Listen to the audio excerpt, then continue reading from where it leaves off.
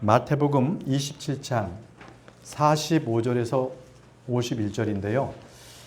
제가 두 구절만 읽겠습니다. 다 같이 자리에서 일어나시고요. 마태복음 27장 45장 46절 이 두 구절만 읽겠습니다. 제가 45절, 여러분들이 46절 이렇게 읽도록 하겠습니다. 자, 제가 먼저 읽습니다. 이제 6시부터 9시까지 어둠이 온 땅을 덮었더라. 46절입니다. 9시쯤에 예수님께서 큰 소리로 외쳐 이르시되 엘리 엘리 라마 사막다니 하시니 이것은 곧 나의 하나님이여 나의 하나님이여 어찌하여 나를 버리셨나이까 하는 말이라. 예, 엘리 엘리 라마 사막다니. 자, 이것은 히브리어를 그대로 이렇게 써놓은 겁니다. 음력이라고 하죠. 음역한 겁니다. 이 말씀은 나의 하나님이여 나의 하나님이여 어찌하여 나를 버리셨나이까? 어찌하여 나를 버리셨나이까? 오늘 말씀의 주제이기도 합니다. 기도하겠습니다. 전능하시고 위대하신 아버지 하나님, 처음부터 계셨던 예수 그리스도, 그분께서 몸을 입고 이 땅에 오셔서 죄와 범법들로 인해서 마땅히 죽어야 할 저희들에게 하나님 긍휼을 베푸시고 우리에게 참 소망을 허락하시니 감사합니다. 이제는 우리가 예수 그리스도 그분께서 나의 죄를 모두 다 사해 주셨고 이제 하늘에 오르셨으며 다시 오실 그분을 우리가 참됨으로 참되게 기도하며 우리가 소망으로 살게 하시니 감사합니다. 오늘 주님의 이 몸된 교회를 이루는 지체들이 주의 말씀을 듣고자 이 자리에 모였습니다. 이 자리에 주님께서 말씀으로 함께 하시고 복되게 하시며 그 말씀이 저희들에게 힘이 되고 우리가 더더욱 예수 그리스도께 가까이 가고 그분을 가까이 볼 수 있도록 저희를 인도하여 주옵소서. 주님께서 온전히 이 시간 함께 해주시기를 원하오며 예수님의 이름으로 기도합니다. 아멘. 자리에 앉으시기 바랍니다.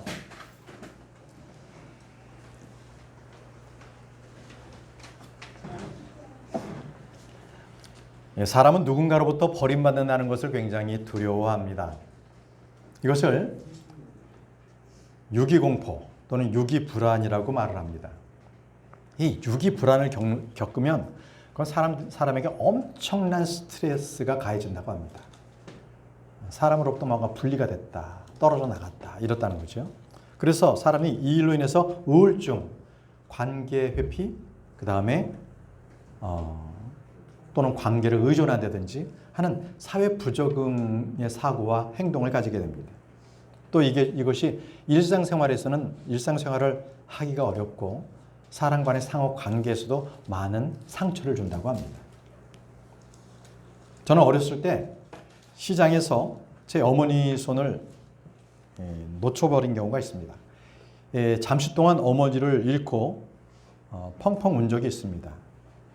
나 혼자 남겨졌다는 것이 두려웠습니다. 주변에 아는 사람도 없었고요. 갑자기 모든 불안감이 몰려왔습니다. 모든 것이 두려움으로 남았습니다. 그때 느낀 그 공포는요, 한동안 제게 어렸지만 그게 트라우마가 있었던 것 같아요. 자, 사람들은요, 이처럼 홀로 남겨지는 것, 버림받는 것, 이런 것에 대한 불안감이 있습니다. 이것이 인간의 본능입니다. 어린아이가 부모로부터 떨어져 있는 것, 이것을 분리불안이라고 하는 거죠. 합지요. 심각한 장애가 오는 경우도 있습니다. 이 때문에. 성인은 그런 게 없을까요? 그렇지 않다고 봅니다. 분명히 있습니다. 사랑하는 대상으로부터 떨어져 나왔을 때, 버림받았을 때는 굉장히 큰 충격이 남습니다. 회사에서 갑자기 해고를 당했다고 생각해 보십시오. 그 충격은 상상도 못할 정도의 큰 충격이 다가옵니다. 운동선수가 소속 구단으로부터 방출이 된다는 해지 통보를 받으면 어떻게 되겠습니까? 굉장히 큰 충격을 받을 것입니다. 부부가요, 이별을 했어요. 그 이별의 충격은 엄청 크답니다. 스트레스 중에 가장 큰 것이 바로 부부 간의 이별이라고 합니다. 예수님께서 하나님으로부터 버림을 받았습니다. 영원전부터 그분은 함께 계셨고 하늘과 땅을 만드실 때도 함께 계셨던 분이셨습니다. 언제나 하나이셨던 아버지께서 독생자 예수 그리스도를 버리셨습니다. 그래서 오늘 본문 말씀에 예수님께서는 십자가에 못 박혀서 바로 죽음에 이르는 그 숨을 거두시면서까지도 아버지께 어찌하여 나를 버리셨습니까? 이렇게 고통을 토로하셨습니다. 그 고통이 너무나 컸던 겁니다. 마태복음 27장 45절을 보십시오. 이제 6시부터 9시까지 어둠이 온 땅을 덮었더라. 6시부터 9시까지. 자, 예수님께서는 3시에 못 박히셨습니다. 그리고 3시간이 흘러 6시가 됐는데 6시라는 것은 우리의 지금 현재 시각으로 한다면요. 12시입니다. 항상 성경에 나와 있는 말씀에 6을 더하면 됩니다. 6을 더하면 바로 현재 우리 시각이 됩니다. 그러니까 3시는 9시가 되고요. 6시는 12시 정오가 됩니다. 그래서 예수님께서 십자가에 못 박히신 바로 12시부터 오후 3시까지 온 땅에 어둠이 덮였다는 겁니다. 어둠이 무엇입니까? 이것은 바로 심판을 보여줍니다. 창세기 1장 2절에 어둠으로 엎었겠죠. 심판을 받은 것이기 때문에 그렇습니다. 이것은 바로 하나님의 표적이요 징조입니다. 하나님께서는 친히 해와 달과 별 그리고 모든 표적과 날들과 해들을 나타내 주시는 분이십니다. 바로 6시부터 9시까지 어둠에 있었다는 것은 바로 하나님의 진노가 그 아들 예수 그리스도에게 집중되어 있다는 것입니다. 하나님의 진노였습니다. 예수님께서는 바로 우리의 불법들을 모두 담당하신 죄의 십자가에 매달리셨던 겁니다. 바로 그분께서 담당하신 그 죄는 나의 죄, 우리의 죄, 유대인들의 죄, 이방인들의 죄까지 모두 다 짊어지신 것입니다. 그래서 성경은 이렇게 말합니다. 베드로전서 2장 24절에 친히 나무에 달려 자신의 몸으로 우리의 죄들을 지셨으니 이것은 죄들에 대하여 죽은 우리가 살아서 의에 이르게 하려 하심이라. 그분께서 채찍이 맞음으로 너희가 고침을 받았나니. 네, 3시간 동안 온 땅에 어둠이 덮친 것은 바로 주님께서 우리의 죄들을 지셨기 때문에 그 바로 심판받는 그 순간이었던 것입니다. 그러면 예수님께서는 왜 저와 여러분들을 위해서 십자가에 달려 죽으신 겁니까? 왜 달리신 겁니까? 주님께서는 우리의 죄들로 인해서 자신을 주셨기 때문에 그렇습니다. 자기 자신을 주셨습니다. 갈라디아서 1장 4절 말씀에 그분께서 하나님 곧 우리 아버지의 뜻에 따라 이 악한 현 세상에서 우리를 건지시려고 우리의 죄들로 인하여 자신을 주셨으니 뭐라고요? 우리의 죄들로 인하여 자신을 주셨다고 분명히 말씀하고 계십니다. 예수님께서는 왜 십자가에 달리셨습니까?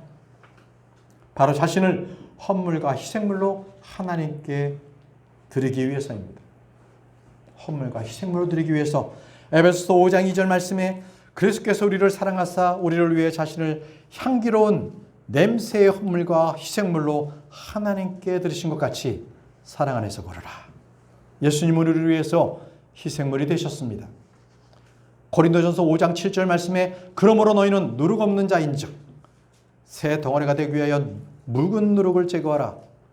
우리의 유월절 어린 양 곧 그리스도께서 우리를 위하여 희생물이 되셨느니라. 그리스도께서 우리를 위하여 희생물이 되셨느니라. 예수님께서는 왜 십자가이셨습니까? 우리를 위하여 죄가 되셨기 때문입니다. 고린도후서 5장 21절에 하나님께서 죄를 알지 못한 그분을 우리를 위하여 죄가 되게 하신 것은 우리가 그분 안에서 하나님의 의가 되게 하려 하십니다. 예수님께서는 우리를 위하여 자신을 주셨습니다. 디도서 2장 14절 말씀에 그분께서 우리를 위하여 자신을 주심은 모든 불법으로부터 친히 우리를 구속하시고 정결하게 하사 선한 행위에 열심을 내는 백성 곧 자신을 위한 특별한 백성이 되게 하려 하심이라. 그분께서 우리를 위하여 자신을 주심은 예수님께서는 우리를 위해 저주가 되셨습니다. 갈라디아서 3장 13절 말씀에 그리스도께서 우리를 위해 저주가 되사 율법의 저주에서 우리를 구속하셨으니 기록된 바 나무에 다니는 모든 자는 저주를 받았느니라 하셨느니라. 그리스도께서 우리를 위해 저주가 되사 그것이 십자가에 달리신 이유입니다. 다시 마태복음으로 돌아가겠습니다. 마태복음 27장 46절 말씀입니다. 9시쯤에 예수님께서 큰 소리로 외쳐 이르시되 엘리 엘리 라바 사박다니 하시니 이것은 곧 나의 하나님이여 나의 하나님이여 어찌하여 나를 버리셨나이까 라는 말이라. 이 구절은 교회에 나가지만 한 번도 이것을 체험하지 못했다면 그는 예수님을 믿는 자가 아닙니다. 주님은 아침 9시부터 오후 3시까지 6시간 동안 십자가에서 피를 흘리며 매달리시는 중에서 마지막 남은 그 육신의 힘을 다하여서 외치셨습니다. 이때 예수님의 몸과 혼의 상태를 다음과 같이 성경은 말씀하고 있습니다.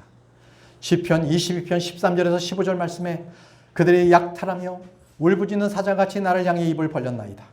나는 물같이 녹아졌고 내 모든 뼈는 어그러졌으며 내 심장은 밀초같이 되어 내장 한가운데서 녹았나이다. 이것은 은유적인 표현이 아니라 실제 예수님께서는 바로 심장이 내장 한가운데서 녹았던 것입니다. 내 힘은 질그릇같이 바르고 내 혀는 내 턱에 붙나이다. 주께서 또 나를 사망의 티끌 속에서 두셨나니.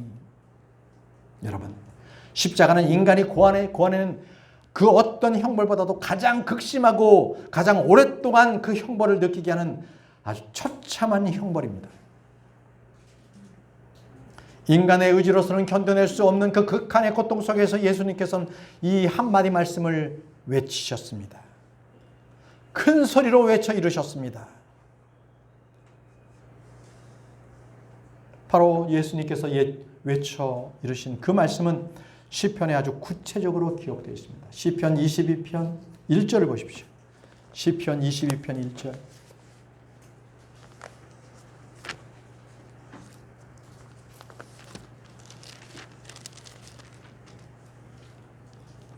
나의 하나님이여 나의 하나님이여 어찌하여 나를 버리셨나이까. 어찌하여 나를 돕는 일로부터 또 나의 울부짖는 말로부터 멀리 떨어져 계시나이까. 자, 이것은 유대인이라면 누구나 다 알았습니다. 시편 22장은 예수 그리스도 바로 메시아의 순환장이라는 것을 다 알고 있었습니다. 그러나 그들은 어둠 속에서 십자가를 둘러서서 예수님을 욕했습니다. 바로 이 장면을 시편 22편에서는 아주 강력하게 리얼하게 그 사건을 자세하게 묘사해 놓고 있습니다.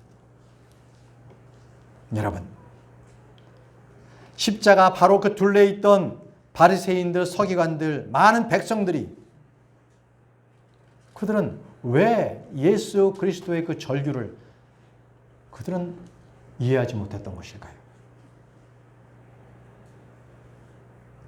바로 하나님의 진노가 바로 그 시간에 온 땅을 덮어서 어둡게 되었습니다. 왜 그들은 그때 예수 그리스도의 그 큰 소리로 외쳐 이르신 말씀이 바로 예언자이신 메시아 그리스도로 오신 예수 그리스도임을 왜 그들은 몰랐을까요? 왜 그들은 끝까지 예수님을 부인했던 것입니까? 여러분, 시편 22편을 그들이 이미 오래전부터 읽고 그들을 학습했습니다. 잘 알았습니다. 그럼에도 불구하고 그들은 믿음의 눈으로 성경을 보지 못했습니다. 다시 시편 22편 1절과 2절 말씀을 보십시오. 나의 하나님이여 나의 하나님이여 어찌하여 나를 버리셨나이까. 어찌하여 나를 돕는 일로부터 또 나의 울부짖는 말로부터 멀리 떨어져 계시나이까. 오 나의 하나님이여 내가 낮에 부르짖으나 주께서 듣지 아니하시나이다. 밤에도 내가 잠잠하지 아니하나이다. 우리 주님께서는 십자가에 달리시기 전에 이렇게 기도하셨습니다. 누가복음 22장 42절에 이르되 아버지여 만일 아버지의 뜻이거든 이 잔을 내게서 옮기시옵소서. 그러나 내 뜻이 아니었고 오직 아버지의 뜻이 이루어지기를 원하나이다 하시니. 여러분, 죽어가는 분이 고통 가운데서 이 성경의 말씀을 선포하셨다면 멀쩡하게 육신으로 건강하게 우리가 이 자리에 앉아 있는 저희들은 과연 지금 우리는 무엇을 해야 하는 것입니까? 무엇을 해야만 그것이 합당한 것입니까? 주님께서는 말씀하셨습니다. 엘리 엘리 라마 사막다니. 이 말씀은 히브리어를 그대로 소리나는 대로 음력해서 적어놓은 것입니다. 당대에는 히브리어만 쓴 것이 아닙니다. 아람어도 썼고 헬레어도 공용어로 사용되었었습니다. 우리가 읽었던 히브리서 시편 22편 1절 말씀은 히브리어입니다.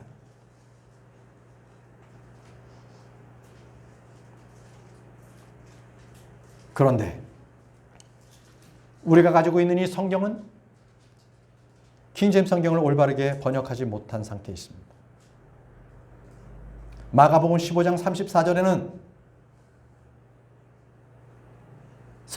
킹제임스 성경을 옮기면 이렇습니다.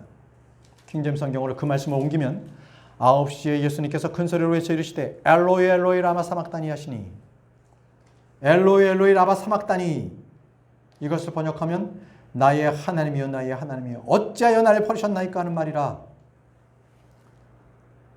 자, 보십시오. 마태복음은 엘리 엘리 라마 사막다니 하셨죠. 이것은 히브리어입니다. 그런데 마가복음에는요, 마가복음은 엘로이 엘로이 했죠. 이것은 아람어로 적었습니다. 그때 당시에 히브리어로, 그때 당시에 아람어로 이렇게 다 기록한 관점에 따라서 이렇게 달리 기록했던 것입니다. 라마 사막다니, 이것은 아람어입니다.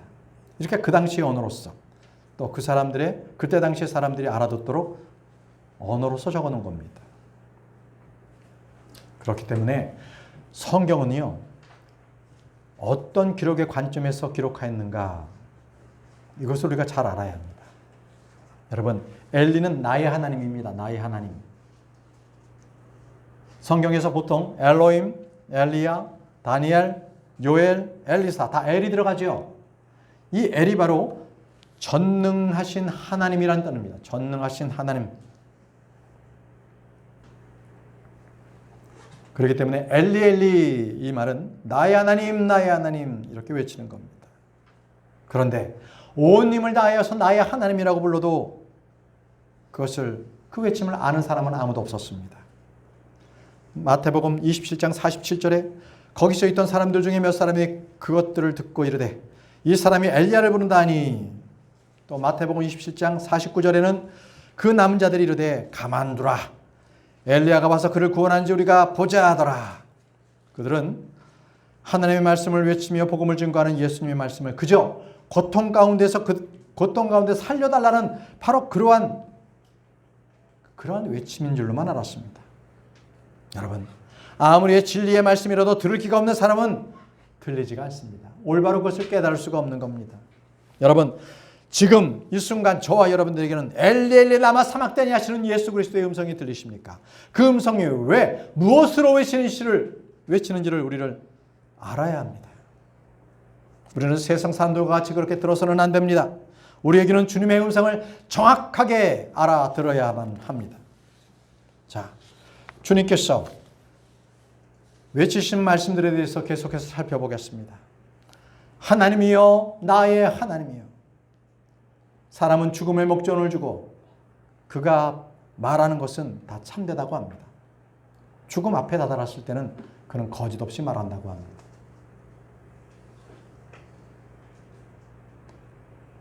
아무리 믿음이 좋아 보였던 사람도 죽음 앞에서는 그가 구원을 받지 못했을 때는 그렇게 떨고 두려워한답니다.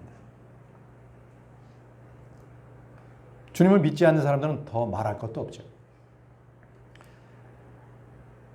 누구나 죽음 앞에서는 자기의 마음의 심중에 있는 말을 그렇게 남긴다고 합니다. 여러분, 아무리 유명한 사람이 죽음 직전에 한 말이라 할지라도 이렇게 예수 그리스도처럼 하나님을 부르며 죽은 사람은 없을 것입니다. 예수님께서는 세상 모든 죄를 짊어진 채 지옥을 향해 가면서 나의 하나님 나의 하나님 어찌하여 나를 버리셨습니까? 이렇게 외치셨습니다. 예수님은 이 순간 아들로서 아버지를 찾는 것이 아니라 죄를 짊어진 어린 양, 그 어린 양으로서 하나님을 찾았던 겁니다.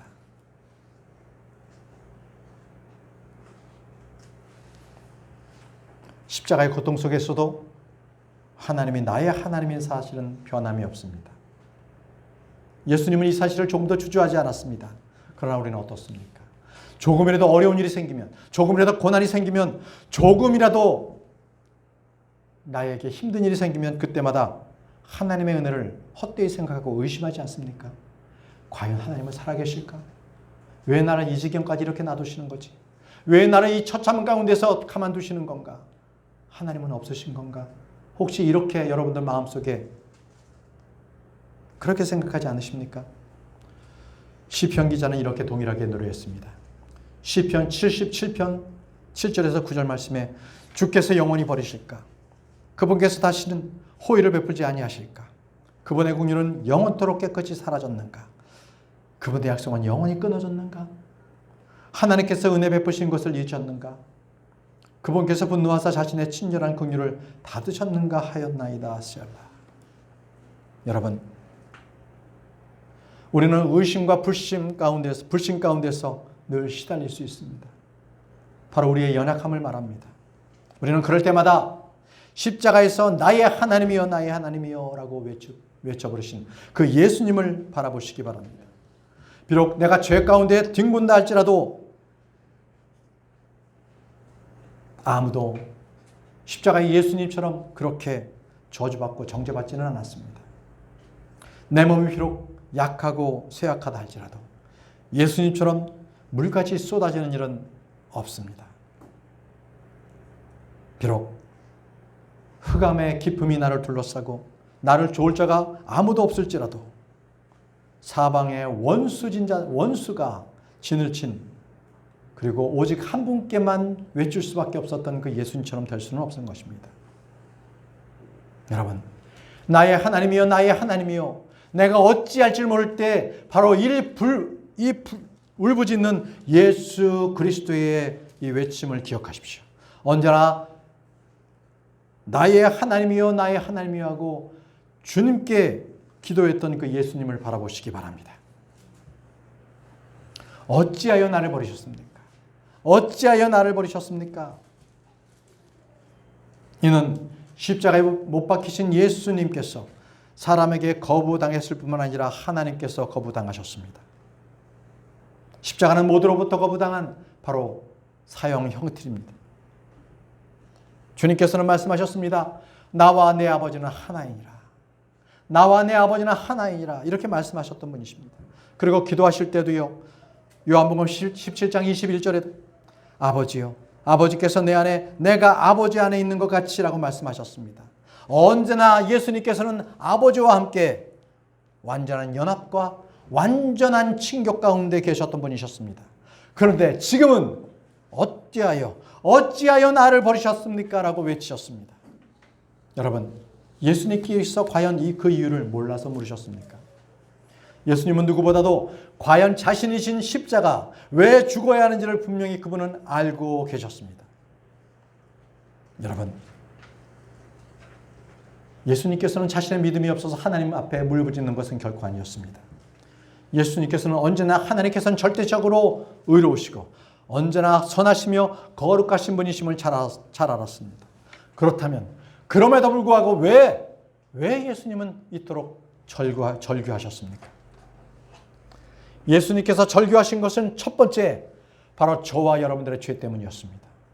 바로 저와 여러분들의 죄 때문에 예수님께서는 절규하셨던 것입니다. 예수님은 십자가에 맞으실 때나 십자가의 형을 선도받았을 때나 제자들이 도망가고 사람들이 조롱할 때나 십자가에 못 박힐 때 주님께서는 늘 잠잠하셨습니다. 그러나 하나님의 심판이 내려졌을 때 그분께서는 이렇게 기도하셨습니다. 나의 하나님이여 나의 하나님이여 어찌하여 나를 버리셨나이까? 오직 죄만이 하나님의 버림받은 원인이 되었습니다. 바로 그것을 주님께서는 말씀하고 계셨습니다. 비록 아들이실지라도 죄를 지고 있을 때 하나님으로부터 버림받았습니다. 어찌하여 라는 것은 바로 저와 여러분들의 죄 때문에 그 죄 때문이라는 것입니다. 어찌하여. 여러분, 저와 여러분들을 그 죄 때문에 예수 그리스도께서 십자가에 못 박혀 죽으시면서 어찌하여 나를 버리셨나이까 라고 말씀하신다면, 여러분, 그 어찌하여라는 그 말씀에는 저와 여러분들의 지금도 짓는 그 죄가 바로 예수님을 절망 가운데서 그렇게 부르짖고 있게 하신다는 겁니다. 바로 아버지로부터 버림받은 바로 그 버림받은 상태로 만들어 놓는다는 것입니다. 죄의 결과가 얼마나 무섭습니까? 저와 여러분들이 바로 별 생각 없이 그 짓는 죄, 고의로 짓는 죄, 무지해서 짓는 죄, 그 모든 것들, 모든 죄를 담당하신 예수님으로 하여금 바로 이런 절규를 하게 만드셨던 겁니다. 나의 하나님, 어찌하여 나를 버리셨나이까? 여러분, 이 질문에 대한 답변은 하나님께서 예수님께 하실 답변이 아니라 바로 저와 여러분들이 예수님께 답변을 하셔야 할 줄로 압니다. 나의 죄로 인하여 주님은 버림을 받으셨기 때문입니다. 고린도후서 5장 21절 말씀에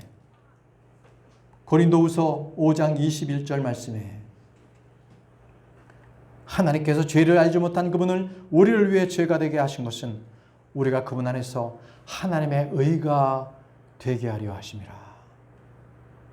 죄인을 하나님의 의가 되게 하려 하신다고 하셨습니다. 전가하신 거죠. 예수 그리스도의 그 의로우심을 죄인인 나에게 전가해 주신 겁니다. 여러분, 왜 주님은 절규하셨습니까? 두 번째로 하나님의 진노의 표현이기 때문에 주님께서는 절규하신 겁니다. 예수님께서는 나의 하나님 어찌하여 나를 버리셨나이까 하는 울부짖음, 이것은 바로 저와 여러분들의 그 죄 때문에 하나님의 진노의 표현이었던 겁니다. 하나님의 진노의 표현, 그것이 그 절규에 담겨져 있습니다. 여러분, 사실 저와 여러분들이 십자가에 못 박혀야 되는 거 아닙니까? 죄를 지은 것은 저와 여러분들인데 왜 예수 그리스도께서, 죄 없으신 어린 양께서 저와 여러분들을 그 죄를 대신 짊어지신 것입니까? 여러분, 바로 그 십자가의 그 현장에서 거룩하신 하나님은 차마 악을 보지 못하시고 철저하게 죄를 증오하신 분이십니다. 그래서 하나님은 예수 그리스도를 버리심으로써 죄를 미워하고 심판하시는 하나님이 그 진노를 분명하게 보여주셨던 것입니다. 여러분들이 죄를 지을 때마다 꼭 예수 그리스도의 울부짖음을 기억하십시오. 엘리 엘리 라마 사막다니 하시는 그 예수님의 그 음성을 귀를 기울이시기 바랍니다. 세 번째, 예수님께서는 왜 절규하셨던 것입니까? 그것은 바로 하나님의 말씀을 이루기 위해서입니다. 하나님의 말씀을 이루기 위해서. 시편 40편 7절과 8절 말씀입니다. 시편 40편 7절과 8절 말씀에 그때 내가 말하기를 보시옵소서. 내가 오나이다. 두루마리 책에 나를 가리켜 기록한 것이 있나이다. 오 나의 하나님이여, 내가 주의 뜻 행하기를 기뻐하오니 참으로 주의 법이 내 마음속에 있나이다 하였나이다. 여러분, 오 나의 하나님이여, 내가 주의 뜻 행하기를 기뻐하오니 참으로 주의 법이 내 마음속에 있나이다.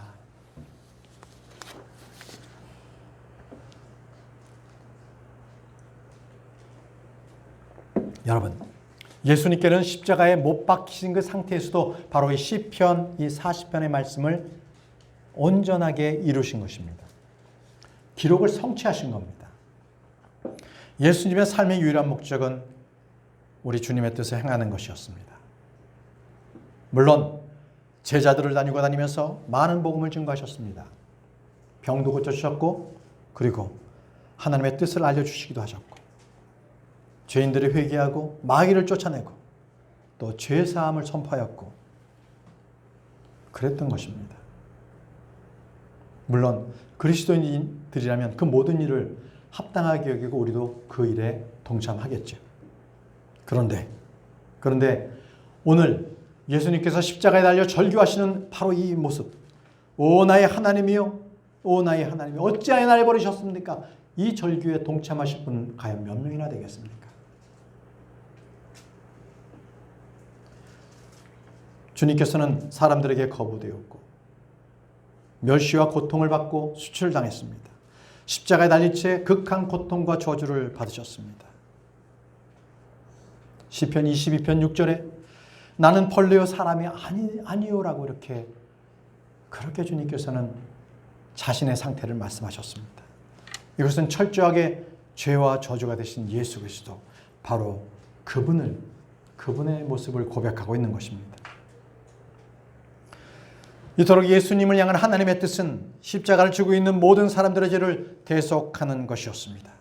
내가 짊어질 죄를, 그 십자가를 예수님께서 대신 짊어지게 하신 것입니다.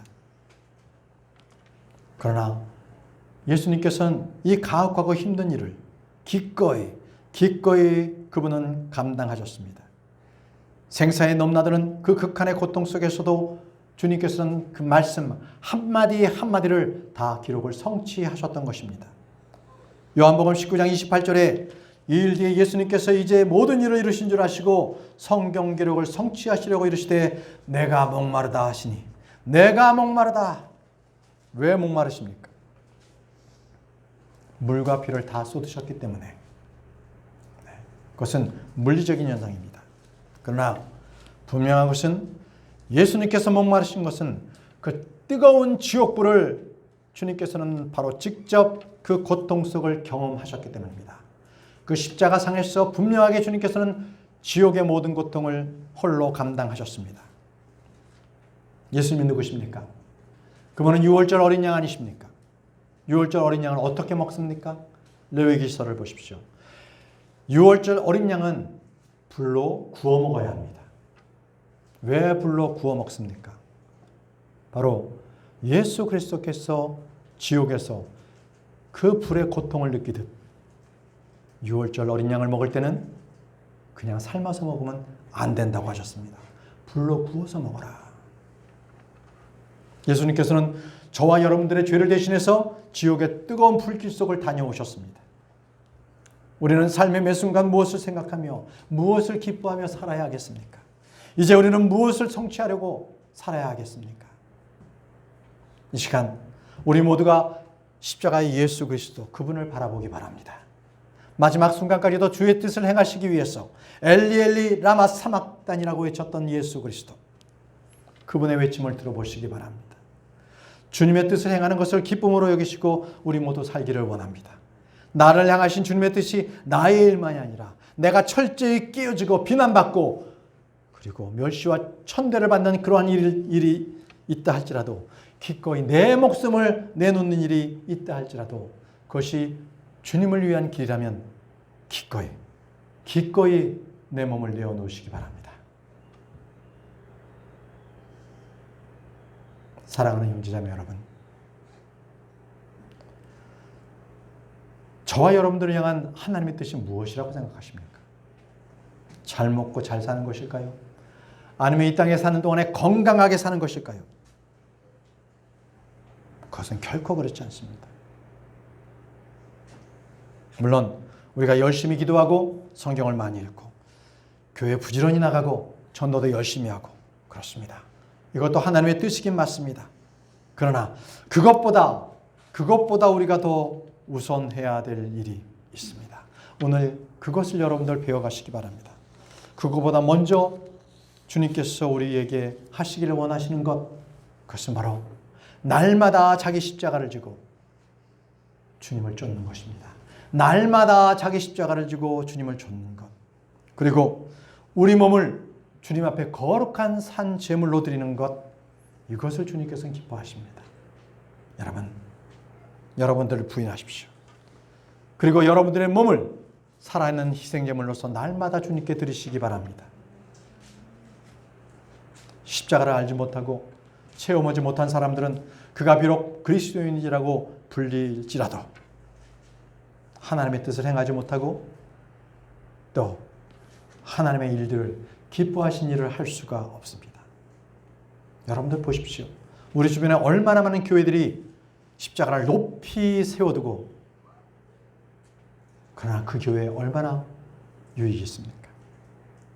또 많은 성도들이 십자가를 자기 목에 걸지만 그러나 정작 자기 십자가는 자기 어깨 위에 두려고 하지 않습니다.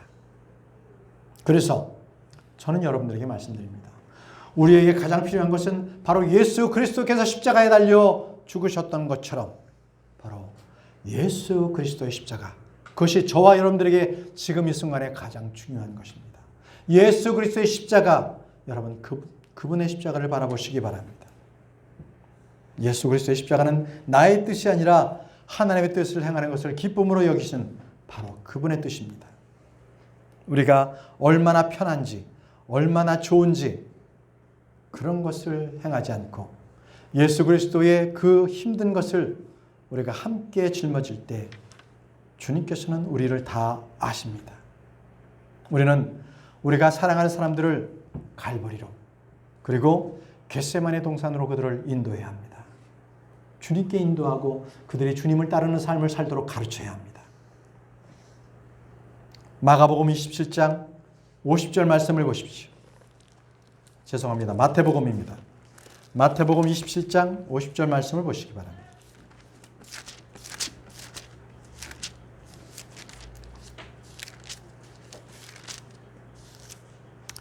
예수님께서 다시 큰 소리로 외치시고 숨을 거두시니라. 예수님께서 다시 큰 소리로 외치시고 숨을 거두시니라.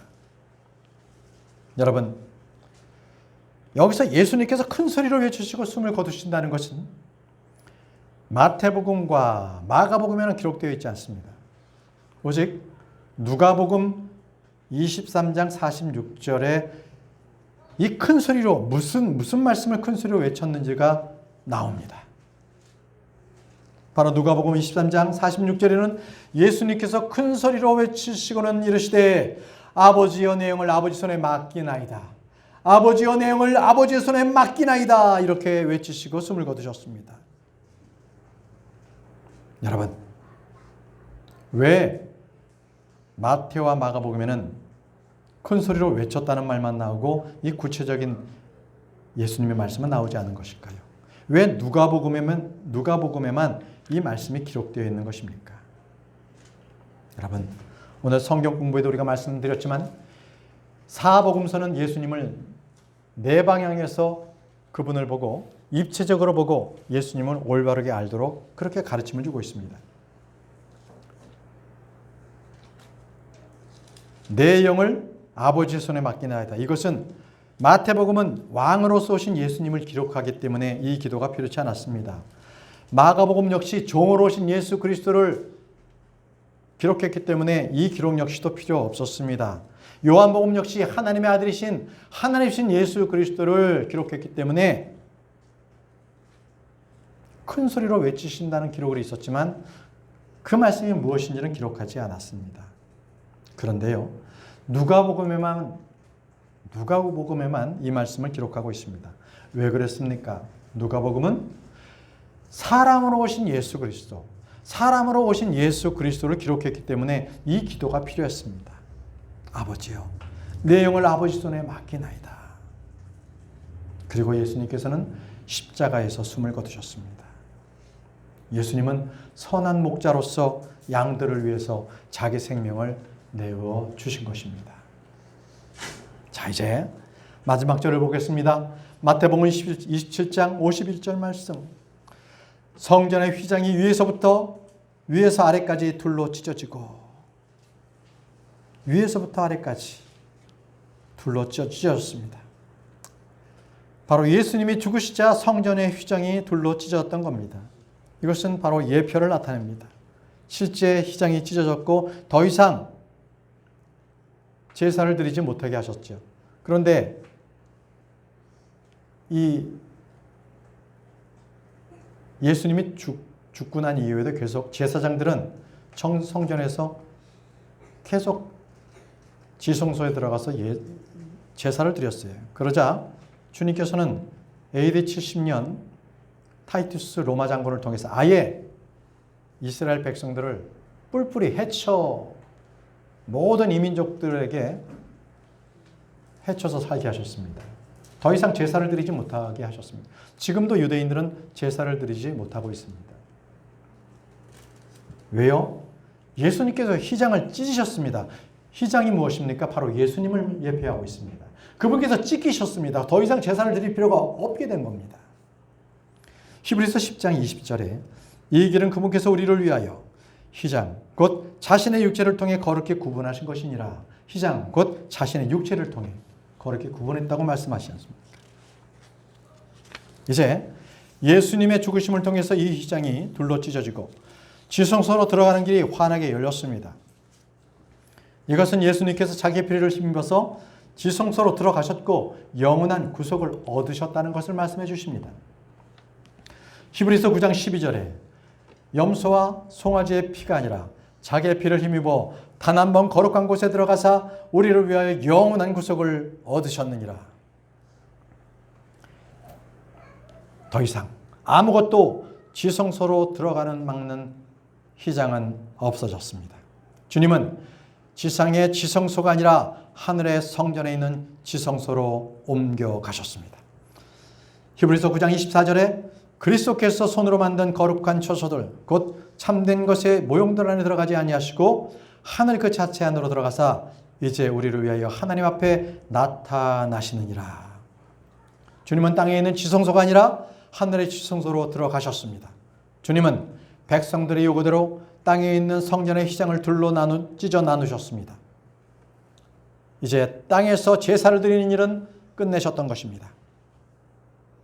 그리고 주님께서 사흘 만에 다시 성전을 세우셨습니다. 이것은 주님께서 자신을 부활하셨다는 것을 말씀하셨습니다. 주님께서 하신 말씀대로 부활하셨습니다. 이제 더 이상 우리에겐 제사가 필요 없습니다. 히브리서 10장 11절 12절 말씀을 보시기 바랍니다. 히브리서 10장 11절 12절 말씀입니다. 제사장마다 날마다 서서 섬기며 자주 같은 희생물 드려 그것들을 결코 드리되 그것들은 결코 죄를 제거하지 못하거니와. 여러분 말씀을 잘 보십시오. 제사장마다 날마다 서서 섬기면서 희생물을 드린다 그랬는데 여러분 지성소나 성소에는요 제사장이 앉아서 쉴 만한 곳이 있어요 없어요? 없습니다. 거기는 의자가 없어요. 예.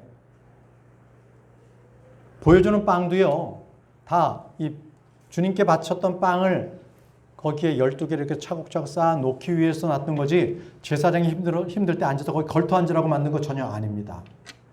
성소와 지성소에는 제사장이 앉을 곳이 아무것도 없었어요. 그들은 들어가기만 하면 서서 온종일 피를 뿌리고 향을 피우고 이렇게 하면서 섬길 수밖에 없었던 거거든요. 뭡니까? 구약시대를 말하는 거예요. 구약시대는 성소와 지성소에서 결코 아무도 앉아있을 수가 없었습니다. 그런데 자 계속 읽겠습니다. 히브리서 10장 12절 오직 이 사람은 죄를 인하여 한 희생물을 영원히 드리신 뒤에 하나님의 오른편에 앉으사. 여러분 신약에는 앉았다는 표현이 있습니다. 놀라운 일 아니겠습니까? 그것도 하나님의 오른편 바로 땅에서는 지성소 그 자비의 자리 긍휼의 자리에 하나님께서 계셨다면 이제는 하늘에 계신 하나님의 셋째 하늘의 오른편에 주님께서 앉으셨습니다. 그렇습니다. 이제는 우리는 그 은혜의 왕자 앞에 담대히 나갈 수 있게 됐던 것입니다. 히브리서 4장 16절에 그러므로 우리가 긍휼을 얻고 필요한 때 도우시는 은혜를 얻기 위해 은혜의 왕자로 담대히 나갈 것이니라. 은혜의 왕자로 담대히 나갈 것이니라. 여러분 저와 여러분들에게 예수 그리스도 앞에 막아놓는 그 무엇이 있습니까? 그 무슨 고통이 있습니까? 힘든 것이 있습니까? 여러분 그 모든 것들을 버리십시오.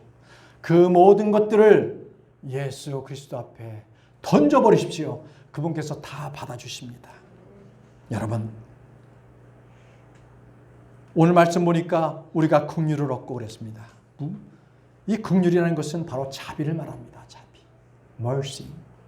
자비란 마땅히 받아야 할 형벌에 대하여 친절과 혜택을 베푸신다는 것입니다.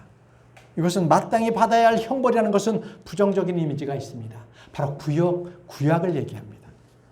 구약에서 구약 때에 적용되었던 그 말씀들이 바로 자비였습니다. 그땐 자비가 필요했습니다. 절실히 필요했습니다. 그러나 신약 시대를 보십시오. 은혜를 얻기 위해 은혜의 왕자로 담대히 나갈 것이라. 이것은 바로 신약을 말합니다. 은혜란 무엇입니까? 받을 자격이 없는 자에게 친절과 혜택을 베푸시는 것. 여러분, 받을 자격이 없는 자에게 주님께서 베푸신다는 아주 긍정적인 말씀을 하고 계시지 않습니까? 이것은 바로 신약에 적용되는 말씀입니다.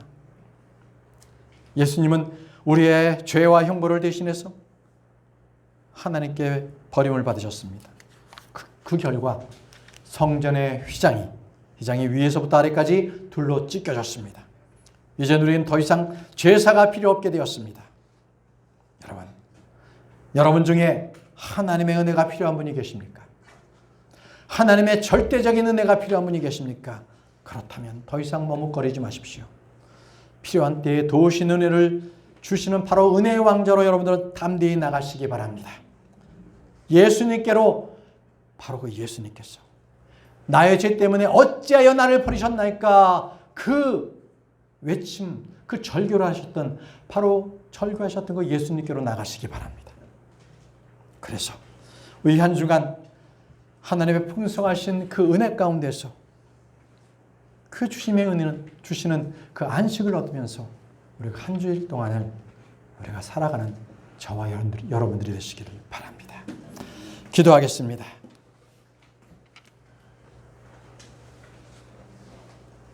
전능하시고 은혜가 풍성하신 하나님 아버지, 우리의 죄와 범법으로 인해서 예수 그리스도께서 하나님께 버림받고 지옥의 형벌을 다 받게 하셨습니다. 하나님은 공의로우셔서 더 이상 죄가 남아있지 않는 저희들을 예수 그리스도를 통해 만족해 하셨습니다.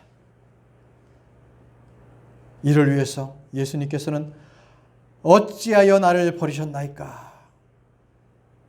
어찌하여 나를 버리셨나이까? 이렇게 부르셨습니다. 그 부르짖음이 이제는 우리가 언제나 그 부르짖음을 마음속에 품고 살아갈 수 있도록 도와주시기를 바랍니다. 언제나 예수 그리스도의 사랑과 긍휼을 기억하며 살게 도와주옵소서.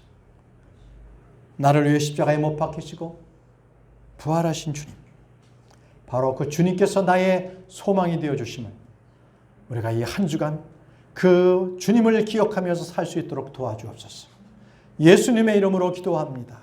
아멘. 우리 다 같이 찬양 우리 부르시면서 주의 만찬 드리도록 하겠습니다.